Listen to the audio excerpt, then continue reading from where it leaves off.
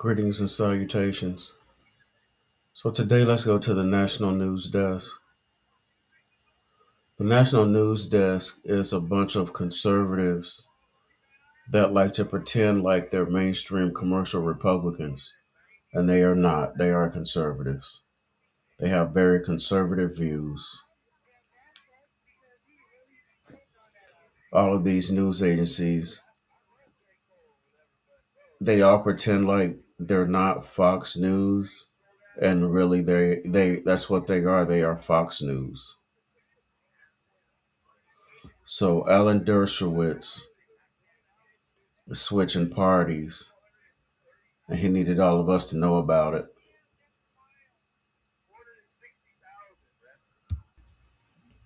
So, Alan Dershowitz is an author, among other things, a speaker, among other things. Nobody really pays attention to him besides his ethnicity, his nationality, and his so-called culture. So, let's get it.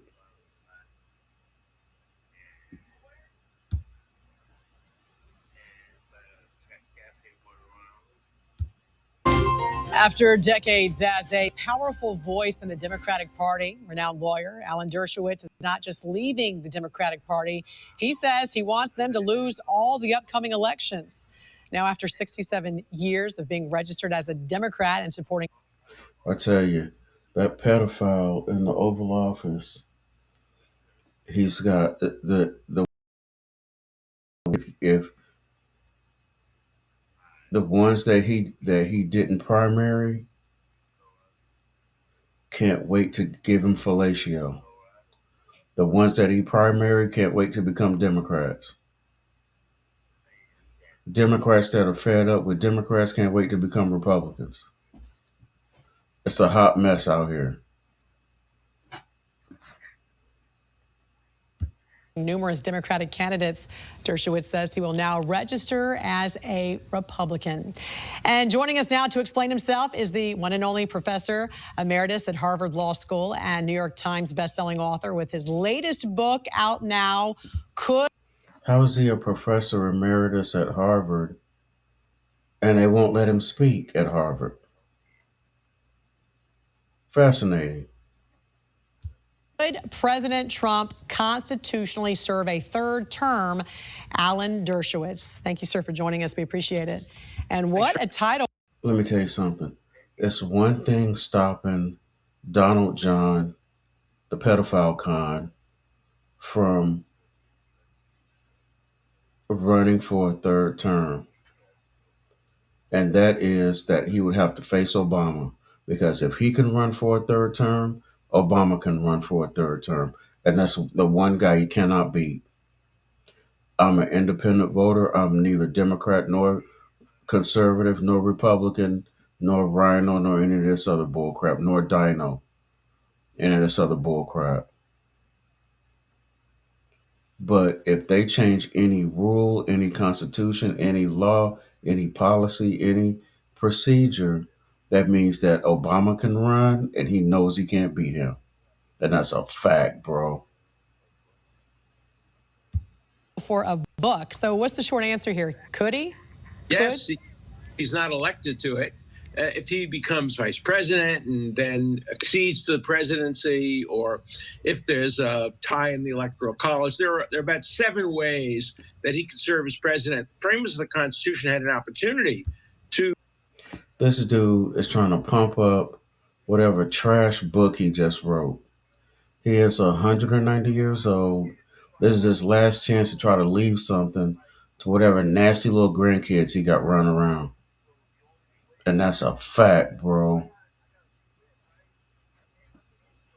To write in the 22nd Amendment that he couldn't serve, but they rejected that. They said, no, we're not going to use the term serve. We'll just use the term elected. So he could constitutionally serve a third term. Will he run for a third term? Unlikely. And those 7 different ways he could become the president, again, is outlined in your book there. And it comes at a time when you yourself are making a major political shift after nearly. Let me tell y'all something. We are a year and a half in to this dude's second term, and already it's a hot mess. It's a hot mess. And by the time the end of year 4 rolls around, this country will be unrecognizable. And we're probably going to be unrecognizable. And that's a fact, bro. 70 years as a Democrat. Why are you changing now? I'm not changing. The Democrats changed. As Ronald Reagan said, I didn't leave the Democratic Party. They left me. My party was the party of, Bill Clinton and Ted Kennedy and Franklin Delano Roosevelt and Lyndon Johnson, not the party of. What is he even talking about? Ted Kennedy never had a party. Ted Kennedy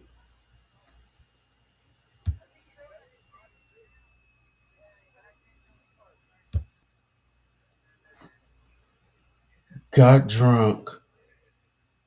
Ted Kennedy got drunk a lot of times, ran his car off a bridge, killed a girl. So please tell me, it amazes me how these people get a voice, bro. There are people out there with real solutions to real problems that never get a voice. But as long as we keep giving a voice to 190-year-old goofballs like this, and I'm gonna tell you, this guy is a major. He represents and sets an example for uh, what is a major problem with the country and the politic is that this guy is about 286 years old, and he's talking about the party of Ted freaking Kennedy. My pit bull is getting on my nerves.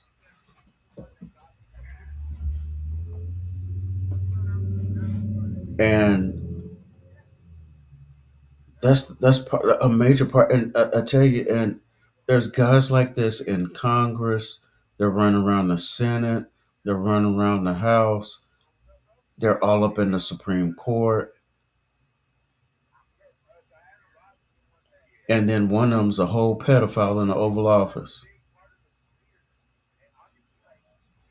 The party of Bill Clinton with an intern underneath his desk taking his cigars and putting them in her nether regions. Get out of here, bro.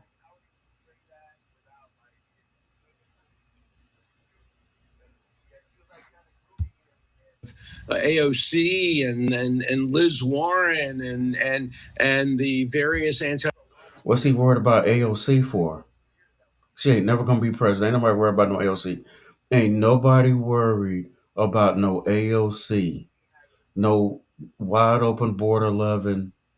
Don't get me wrong. She's cute as a button. Don't get me wrong, bro. I'll be like trying to holler, bro. But it would stop there. She is not going to be president. Ain't nobody to party or no AOC. She ain't never gonna be president, bro. The open border queen is never going to be president, bro, of anything. She could make herself border president, and then she can go down there and probably get shot in her pinky toe. Israel and anti-Semitic leaders of the Democratic Party who. Anti-Semitic leaders of the Democratic Party. What's he talking about? They're the reason that Palestine was turned into a fine settlement, and they killed all them people out there. Joe Biden greenlit that. What are they talking about? I love it how Americans have just such short memories, bro. That it's we've become this group of people that just finger point all day.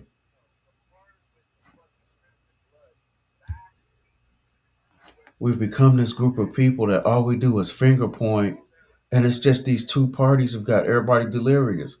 Yeah, one party pointing the finger at the other when really both of them, as long as Israel is doing billions of dollars every year in business with U.S. defense contractors, they can do whatever they want, bro. And they will even send U.S. aircraft carrier nickel out there to help them. So what's he talking about? Anti-Semitic. It used to be KKK was burning crosses and burning synagogues to the ground. Not now it's the Jew's best friend. What is this guy talking about? Both parties support Israel, except the party that's not in power is all anti. They pretend like they're anti-Israel, and really they're just playing a game. Especially with senile old screwballs like this freaking guy. I had to let my pit bull out. When I start ranting and raving, he starts huffing and puffing, bro. You never seen nothing like it. I never knew pit bulls had attitudes, bro. You never heard so much huffing and puffing in your life, bro. It's like dealing with an impatient child. Anywho, each party points the finger at the other one. Oh my lord.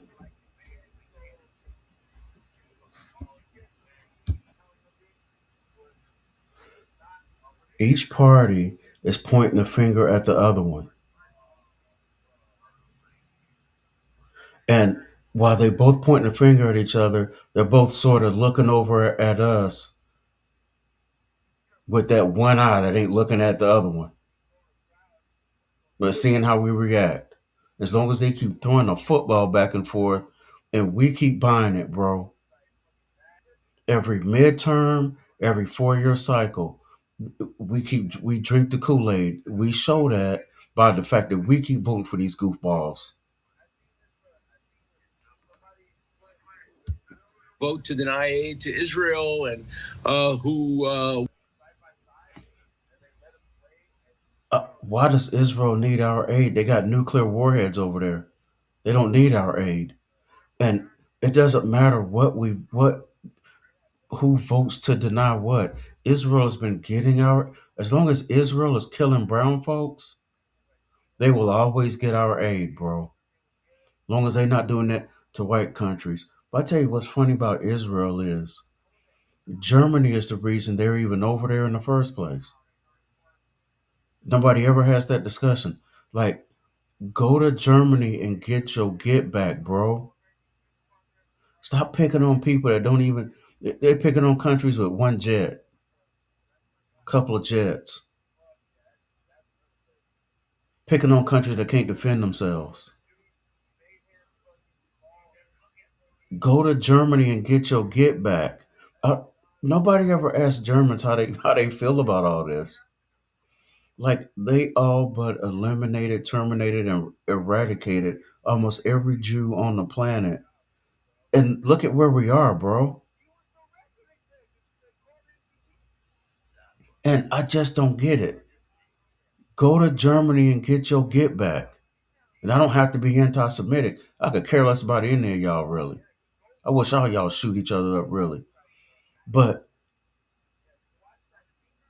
I just don't get it. Israel, go to Germany and get your get back, bro.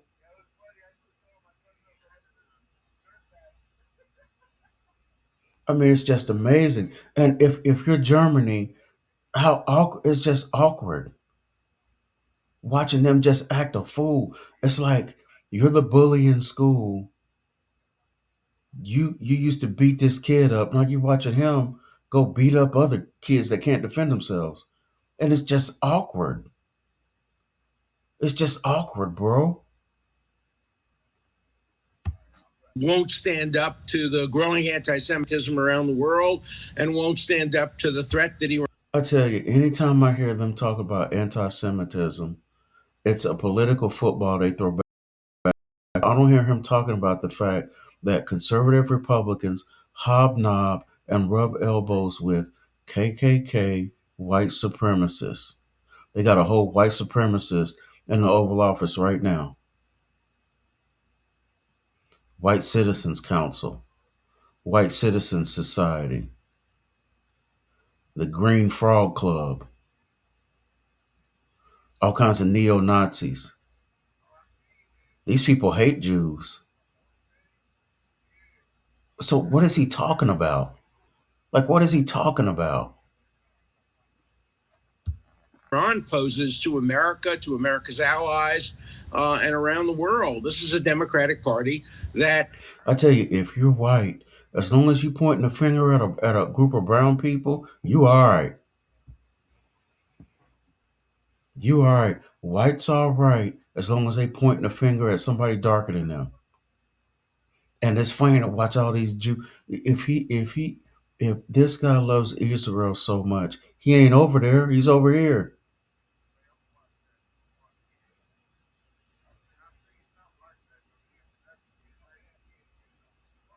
But you, this goofball don't even go out in public. is losing the force that America has built up over many years. And I'm embarrassed to have been a member so long. The two questions I'm asked all the time are, one, why did you leave after so many years? And the second question is, what took you so long? I first just left the Democratic Party about a year ago, and I became an independent. And then I realized that in order for the Democratic Party not to take over the House and the Senate in the midterm elections and the presidency in 2 years, I had to become a Republican and work hard. And see, that's what's hurting the country is people feel like they need to vote for who they think is going to win, or they vote for who they think has a chance to win. Nobody's giving a third party a choice. Nobody's giving a third party a chance. It's either one goofball or one stupefied goofball. Take a choice. And the people running the crap show, they sit back and watch. You're either going to vote for one goofball or a stupefied goofball. End of story. Hard to defeat the current leaders of the Democratic Party, who would help destroy America, who would make America weak in the face of enmity around the world. So I'm going to work very hard to see the Republicans maintain control of the House and the Senate in the midterms and the presidency in 2 years. What changed in the Democratic Party? How did they get to this point? Well, they became very radical. They became a party of students. Again, I'm neither Democrat nor Republican. I'm an independent voter. But it just kills me how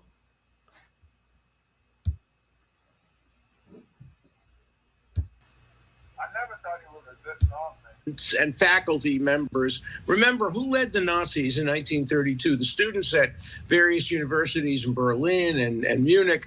Who led the communists? he makes my point. German Nazis exterminating German Jews. But he's sitting over here in America talking about American Democrats and switching over to American Republicans who hobnob with Nazis. He is a backwards geriatric pooping in his freaking depends. And that's a fact, bro. Under Stalin, university students. Who led Castro? University students, Pol Pot. So I think that the Democratic Party is. Pol Pot is culpable in genocide. This guy is delirious. Pol Pot is culpable in genocide of the Cambodian people. And that's a fact, bro. What are we doing?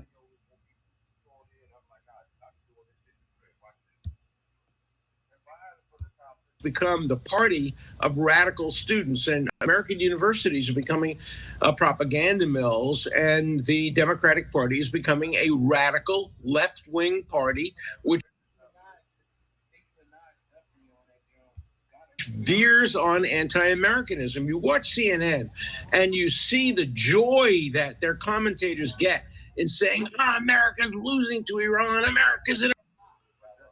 Nobody cares about CNN. CNN is nothing but Fox Channel without steroids. Nobody cares about ABC, CNN, CBS, NBC. It's all Fox without the steroids. People have figured it out by now, bro.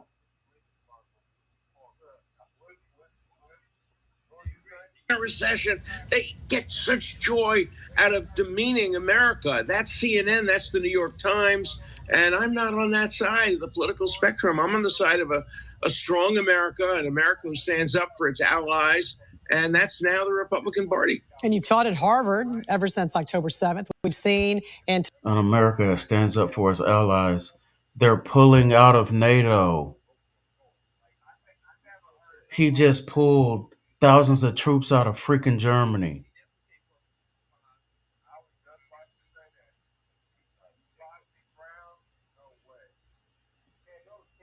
Like, what is this dude talking about? Donald is today he's talking about pulling out of NATO. They've already said they're going to not be contributing as much. Get out of here, bro. Anti-Semitic intimidation, propaganda spreading on these U.S. college campuses. How do you see the role of higher education shaping these views that have led younger generations to embrace those kinds of politicians and those kinds of ideologies? Well, you know, I've taught at Harvard probably longer than almost anybody, 62 years. I became an assistant professor when I was 25 years old in 1964. I cannot speak at Harvard today. They will not. You think? You think, bro? You're delirious. This guy's freaking delirious. Allow me to speak to their students. That's how bad it's become. In the years since I retired, I have not once been invited back, except once to the Kennedy School, by a Muslim American to have a good debate about Israel. But the Harvard Law School hasn't invited me back. They've become a place for intolerance toward dissenting views. And you know, many of the faculty today at the law school and other places. They've had how many presidents come out of there? How many secret societies come out of there? How much devil worship and all this satanic bullcrap coming out of there? What is this guy freaking talking about? It's the bastion of Masonic, satanic, you name it, bro. Masonic, you name it. What is this guy freaking talking about? Don't think you should represent people who they don't agree with. And so I think that Harvard University, although its president is great and some of its deans are great, many of the administrators, many of the faculty are extremists. And look at the statistics. I think 97% of the faculty at Harvard and Yale contributes to the Democratic Party. And they want diversity. They don't want diversity. They want the... There's no way that's true, bro. There's no way that's true. And probably as of a few months ago, and the reason why is because Donald keeps screwing with him. But other than that, no, bro. Some of the richest people in the world came out of Harvard. You got world leaders came out of there. You got people running countries came out of Harvard. What is this guy talking about?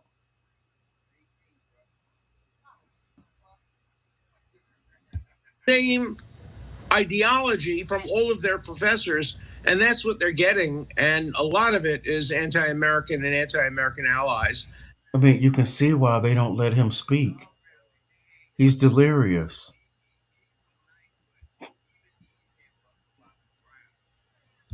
And I won't be part of that. Yeah. I'm going to fight back as long as I have the strength. I'm 87 years old, but I'm fighting like hell to make sure that America remains the America that I love, that my parents loved, that my grandparents emigrated to America for. And that's not what the Democratic Party stands for today. 87, give or take about 20 years. And it goes a little further than just that, because there are now some new communities in development in parts of the U.S. where leaders are pro-Sharia law And we're even seeing some lawmakers promoting Sharia law is simply, and I'm not Muslim, I don't study Islam, but when you hear white folks constantly complaining about something, you research it. And Sharia law is nothing more. White people want you to think Sharia law is walking around with an AK-47 underneath your burqa at all times. And that is not Sharia law. Sharia law is simply a way of living, it's a way of finance, it's a way to treat your neighbor. That's all Sharia law is. It's an overall encompassing theory of how to behave as a Muslim. That's all it is. There's nothing in it that's radical that says that you gotta act a freaking like some radical Muslim. There's nothing in it that says that. Now, I'm not sitting here saying I support Sharia law. I do support wearing a burqa though. That I support. I want to wear a burqa so bad, bro. I just want to wear a burqa to work one time. There's nothing in the employee handbook that says I can't wear a burqa, bro. I mean, besides the fact, I mean, you can't have your face covered. But I mean, I'm just gonna like go out in public one day in a burqa. They're not even that expensive. Like I'm gonna wear a freaking burqa too. I swear to you, I'm gonna wear a burqa. I swear to you, dude. But these people want you to think Sharia law is this end all to be all. And it's not, bro. It's not. Like white people spend all their time trying to invent something for you to be scared of, for you to be leery of, for you to keep you up at night, you to keep one eye open. Look at them over there. You gotta watch them people over there. They're trying to do this and you know what? You let all these you ruin the public school system and you let all these freaking Muslims in the country. They permeate every aspect of society, politics, medicine, education, law, you name it, bro. Religion. So you might Sharia law be the law of the land because you're the ones that created the freaking open door so they can come just waltzing right over here and grab a bunch of 6 and 7 figure jobs. You created that. I get so sick of these people pointing a freaking finger, especially this freaking floozy sitting over here. Get tired of it, bro. You know, if there is to be a Sharia law in America, these people created it. Now, don't destroy the freaking public school system, and you'll have people that can do these jobs in all those areas.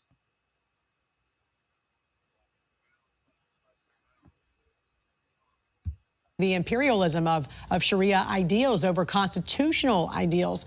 Some Republican states right now, especially in places like Texas, are working to fight this trend. What's your thoughts on this push? Well, look at Mamdani. Mamdani is an anti-American, anti-Semitic, anti-Israel mayor of the city that has the largest Jewish population of any city outside of Israel. And he gets elected. And he gets elected in part by self-hating Jews who put radicalism before. Self-hating Jews. Now, we are about 80%. We got about 20%. We're about 80% into this video. And this guy finally says something that's insightful. A bunch of self-hating Jews. But the only thing about it is there are no self-hating Jews in the room to challenge him.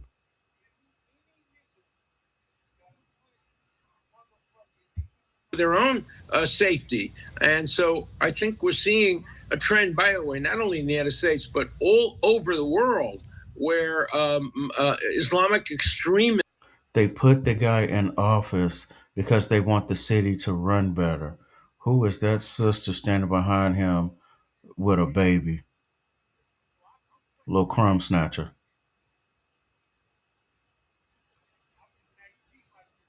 Anyway, the guy got elected because everybody else sucks so freaking bad. Nobody ever wants to admit that, bro. They act like the guy just took over New York or something. The guy got elected because they want the city to run better. Now, me personally, I don't think it's a sustainable approach to, I still don't see free bus rides up there. I don't think that's necessarily a sustainable approach.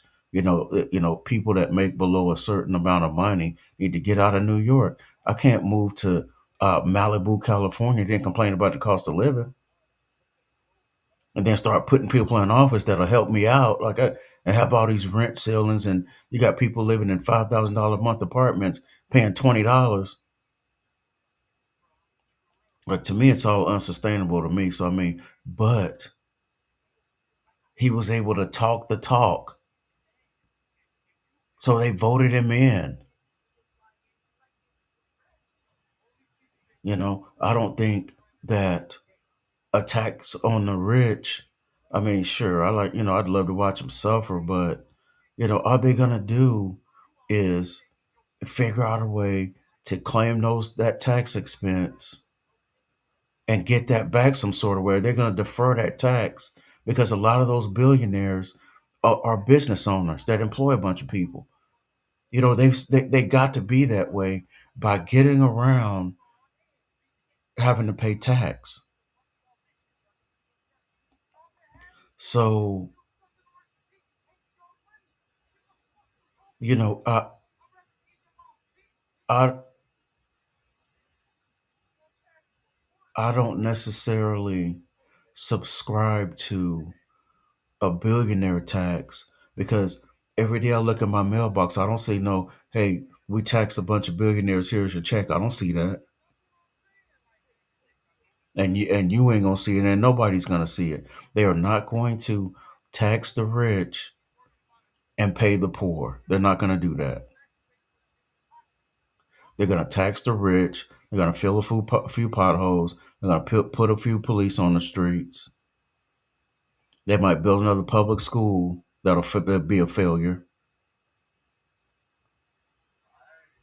So I'm not saying I'm supportive of Mamdami's policies, but he was able to talk the walk. He was able to convince Jews, Gentiles, black people, white people to vote for him.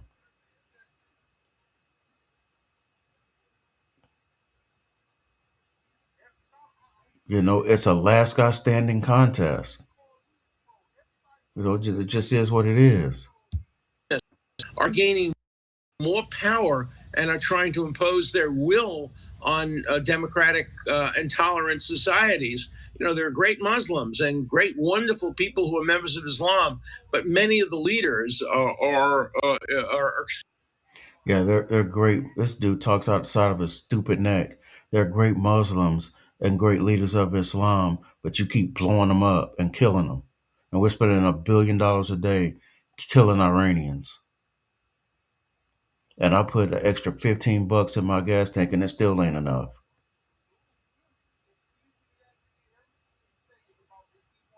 So this guy's, when he's not delirious, he's talking out the side of his stupid neck, bro. extremists and who don't like the countries they live in and want to see those countries turned into Islamic potentates like we have in Iran. Ain't nobody worried about America was built on slavery from white fascists and white racism. This country is always going to be full of white fascists and white racists. That's the end of it, bro. Like, I love how they want to strike fear and make you think be this, that, and the other. No, it ain't. You look up tomorrow, ICE be done deported every last one of them, bro. And now you don't have a gynecologist to take your freaking girl to. You don't have a pediatrician to take your freaking kid to. You don't have a dentist to get your freaking teeth fixed. Facts. These people want to, we live in times where everybody wants to point the finger and strike fear. And the greatest enemy of freedom in the world today is Iran, and it must be defeated. There will. Yeah. It's funny. When I'm out in public, I'm not looking for some stupid Iranian to come running down on me. I'm looking for some freaking white boy walking up, giving me Nazi symbols, giving me Nazi sign, Nazi salute. I'm looking for some skinhead to pull me over in his police cruiser for something I didn't do. That's what I'm looking for. I ain't looking for no stupid Iranians.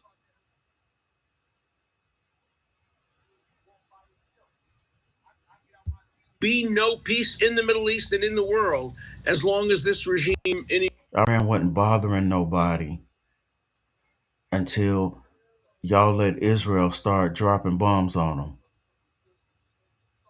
Now they shooting missiles at everybody out there.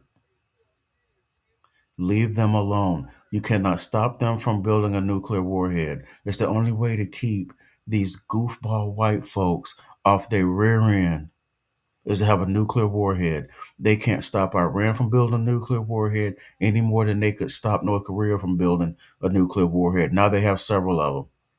And they could park one right off the coast of San Francisco anytime they want. They don't mess with North Korea no more. You don't even see North Korea in the news. The only way to change U.S. foreign military policy and economic sanctions, well, I don't know about sanctions because they still sanction North Korea like crazy. But the only way to change foreign military policy is to get you a nuclear warhead. It's the only way to keep these crazy white folks off your rear end, bro. And that's a fact. That's why everybody wants one. And the United States has over 5,000 nuclear warheads, but they pointing the finger at people saying you can't have one. Get out of here, bro.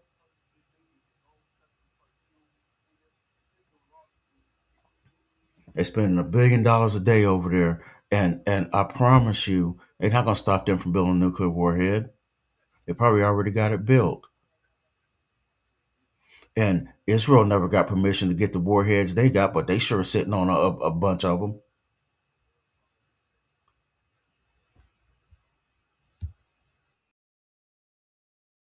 Iran remains in power. So I hope that President Trump sticks by his guns and makes sure that Iran. Now he's supporting a whole pedophile in the Oval Office, which Israel is full of them. You can touch a kid, and then as long as you can make it over to Israel, it, it, uh, they're not going to do nothing to you. Israel is a safe haven for people who love kids a little too much. And that's a fact, big bro.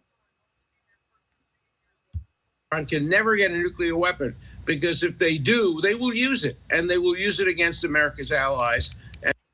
This dude's an idiot. If Iran ever used a nuclear weapon, they would have 100 nuclear warheads headed in their direction. And there would be no more Iran. So now what is he talking about? And ultimately, if they could, against America, which they regard as the big Satan. So we're fighting for the existence of Western society, and we have to make that fight strong. And you know what? People don't call me the big Satan because I'm not busting up in people's houses, beating up on people, and killing their freaking children. So people don't call me the big Satan. Maybe how about leave people alone? Stop attacking brown people. At some point, they'll be attacking African countries. But they don't have the freaking balls yet. But they're working on it. You don't want to be called the big Satan. How about start helping some people for once in your freaking stupid, disgusting, racist life? Leave people alone. That's why people want nuclear warheads. You know what? If you want them to stop building a nuclear warhead, leave them alone. It's probably too late, but for these other countries, leave them alone. Stop sanctioning them and pointing the finger with some stupid excuse as if you care about their citizens. You could care less about their freaking citizens. Leave them alone. If you're not going to help them, then leave them alone. And they won't be trying to build a nuclear warhead to keep you off their rear end. The Republicans today are stronger in that fight than the Democrats are. Alan Dershowitz, always a pleasure talking again.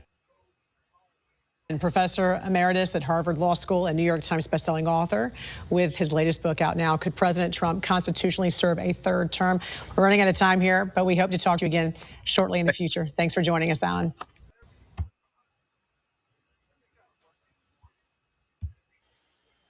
So basically, when I saw this video, I was shocked that the Crypt Keeper was still alive, really. But then when he goes to, with switch parties and, we're living in the days everybody's trying to switch parties, you know, if he wants to talk about the fact that Democrats are, they're supporting craziness, like all this gender reassignment and all this, gender classification and having, boys that want to be girls in the same locker room with your freaking daughter and boys that want to be girls playing girl sports and, all that craziness. Like, I could understand that in terms of if he wanted to just go and be like an independent voter. But to switch parties and come up with all these horse crap excuses, it's like, get out of here, old man. You got 2 feet and 1 hand. You're doing a handstand. You're doing double monkey black flips in the grave.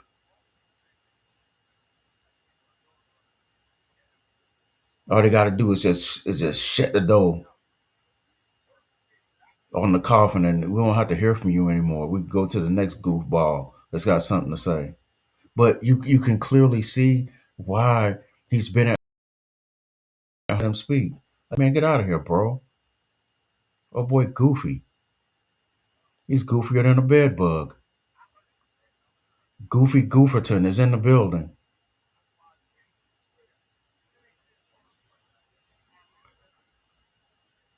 You are encouraged. It is suggested to like, share, subscribe. Please hype the video. Y'all leave some comments. Let me know what y'all think, man.